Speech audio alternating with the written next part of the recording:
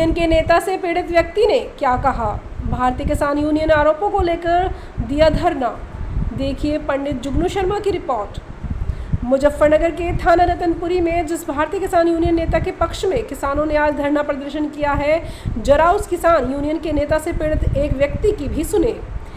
यह व्यक्ति इस रतनपुरी गांव का ही रहने वाला है, जो किसान यूनियन नेता से इतना परेशान हो चुका है कि उसने स्थानीय पुलिस कप्तान एवं लखनऊ स्तर से भी गुहार लगाकर अपनी परेशानी दूर करने के लिए कई पत्र लिखे हैं।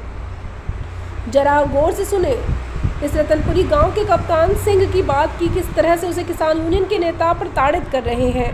साथ ही साथ आज किसानों द्वारा रतनपुरी पर धरना प्रदर्शन जारी है, जिसमें वक्ताओं को भी सुने जो धरने प्रदर्शन की बात को कह रहे हैं। साथ ही साथ थाने की ईंट से ईंट बजाने तक, ईंट से ईंट ले जाने की भी बात कह रहे हैं।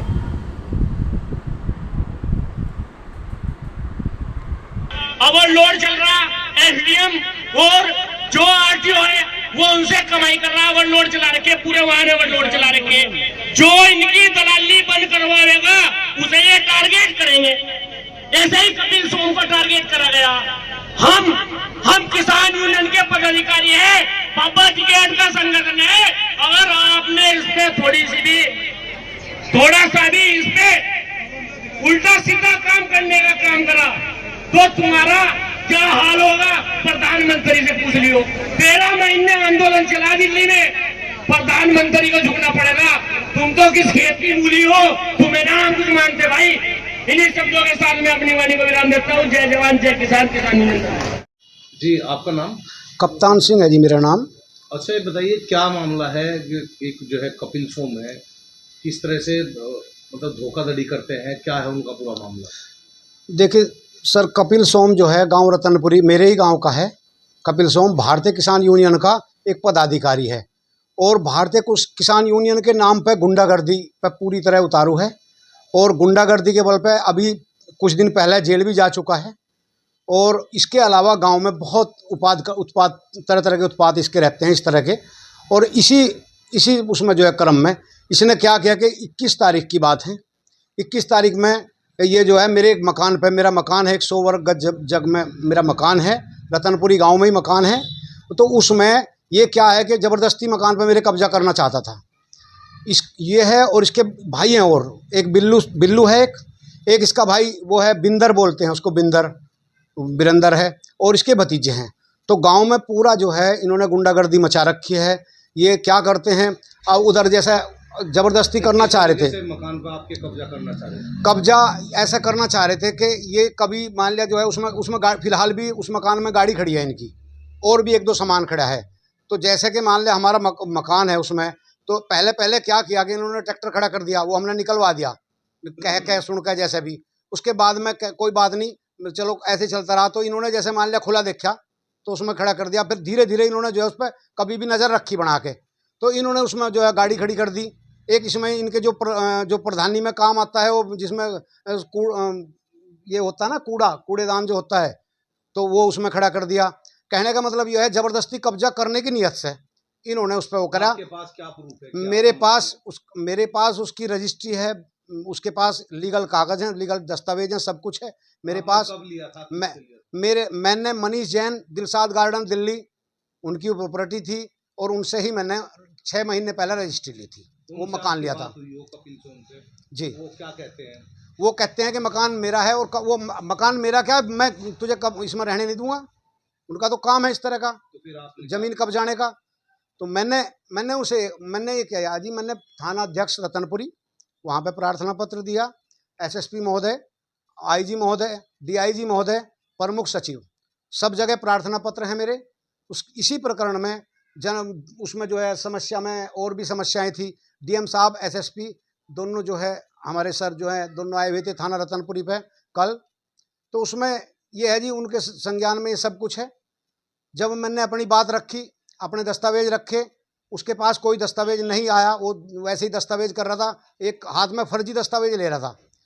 तो जब तक मैंने दस्तावेज नहीं दिखाए तब तक उसे हाथ में दस्तावेज दिखाता रहा, दूर से दिखाता रहा। लेकिन उसने कहा जी मेरे पास है, इसके कागज़ है इस मकान के। तो मैंने कहा तो दस्तावेज हैं तो रख दे यहाँ फिर। तो उसके बाद उसने रखे नहीं हुए कागज़, तो मैं भी चाह रहा था कि वो एक उसमें 420 और करना चाह रहा था इसी में, उसने कागज नहीं रखे थे, उन अधिकारियों को भ्रमित करना चाह रहा था ऐसे ही बिना वजह। तो एसएसपी साहब ने उसमें जो है ये मामला अपने संज्ञान में लिया, उन्होंने कार्रवाई के लिए कहा, उन्होंने 145 में ये मकान जो है वो कुर्क करने का आदेश कर दिया है उसमें, और उसमें ये जो है उसमें दोनों 2 ताले लगे हुए हैं, और मकान जो है मेरे दोनों ताले लगे हुए हैं, और चाबी जो है पुलिस की सुपुर्दगी में है। तो मतलब कुर्क क्यों करने का वो किया क्या? ये कुर्क ये कहा कि इसका सामान है, वो कह रहा कि मेरा मकान है, मैं कह रहा हूँ कि मेरा मकान है। तो उन्होंने कहा कि हम इसको कुर्क करके 145 में कुर्क करेंगे, उसके बाद में हम जो है दस्तावेजों की जांच करेंगे दोनों पक्ष की, जिसके दस्तावेज लीगल होंगे, जिसके दस्तावेज होंगे उसे जो मकान सौंप दिया जाएगा। क्या चाहते हैं? हम ये चाहते हैं कि इसके खिलाफ मतलब सख्त से सख्त कार्रवाई हो, सबसे पहली बात यह है। और इस पे जो भारतीय किसान यूनियन के झंडे के नीचे जो गुंडागर्दी और राकेश टिकैत, जब कोई बात आती है किसी मामले में तो राकेश टिकैत के नाम से डराता है, कहने लगे जानता नहीं है राकेश टिकैत क्या चीज़ है या मैं क्या चीज़ हूँ, इस बात को नहीं जानता क्या तू? हमारे बच्चों को कई बार डरा चुका। राकेश टिकैत जिसे आप मिले कभी? नहीं, राकेश टिकैत जिसे हम नहीं मिले, तो अपनी बात उनसे मिले, उनसे नहीं मिले। उन्होंने मैं आपसे बताऊं, मैं आपको उसका फोटो भी दे दूंगा, उसका मकान का वीडियो भी दे दूंगा, मेरे पास है, मेरी नेम प्लेट लगी हुई थी उस मकान पे। इन्होंने उसके बावजूद, उस दिन प्रार्थना पत्र देने के बावजूद और पुलिस के जाने के बावजूद, इन्होंने जो था उस पर नेम प्लेट भी मेरी फाड़ दी जाके। जबरन कब्जा करना चाहते हैं इतना। अब उनका देखिए इतना साहस, दुस्साहस देखिए कि मेरी नेम प्लेट उखाड़ दी, जबकि मेरे पास वो वीडियो है, मेरे ताले लगे हुए हैं उसमें, आज भी ताले लगे हैं, उस टाइम भी पुलिस ने सारे सामान के अंदर से वीडियो बना रखी है, और उसके बाद में मेरे से ताले मतलब जो है चाबी जो है मेरे से वो ले ली। किस तरह की प्रशासन से उम्मीद ये करते हैं कि इस पे भूमाफिया का मुकदमा दर्ज हो, और भी जो भी इससे भी सख्त से सख्त कार्रवाई हो सकती हो, जो भी अच्छी से अच्छी धारा लग सकती हो उसमें। और इसके जो भाई हैं, और इसके कई भाई हैं, 4-5 भाई हैं, ये इसी काम को करते हैं। ये हाँ, मुकदमे कायम है, हिस्ट्री सीट थाने में खुली हुई है फिलहाल भी, और उसके बावजूद अब हिस्ट्री सीट खुली हुई है, उसके बावजूद भी थाने में बैठे हुआ था परसों रात में, और वहाँ पे भी मुझे डराने की कोशिश करी थाने में जाने के बाद भी इसने और इसके भैयाओं ने। उसके बाद शराब पी के ये लोग मकान पे पहुँचे, और मकान पे जाके भी गाली गलौज करी, वो भी मेरे पास वीडियो है, जो इन्होंने गाली गलौज करा बच्चों को हमारे जाके, वो भी मेरे पास वीडियो है। तो कहने का मतलब यह है किसी भी तरीके से ये नहीं दब रहा है। मैं तो प्रशासन से उम्मीद है, और उम्मीद करता हूँ कि प्रशासन इसके खिलाफ कार्रवाई करे, और मैं मतलब योगी सरकार से कहता हूँ कि इस तरह के जो भूमाफिया हैं, इससे जो है किसी भी तरीके से इसकी बख्शीश ना होए। ये रंगदारी करता है, ये मतलब जो है ये जो हमारी रोड पे मैजिक चलती हैं उन पर से भी रंगदारी करता है। पहले कोई प्रूफ है आपके पास? हाँ जी, प्रूफ है, आप कहेंगे तो मैं इस तरह के आदमी आपको दूंगा। ये कोल्लू पे से भी, ये जो कोल्लू चलते हैं उन पर से भी रंगदारी करता है, कोल्लू पे से भी, उन पर से भी रंगदारी करता है।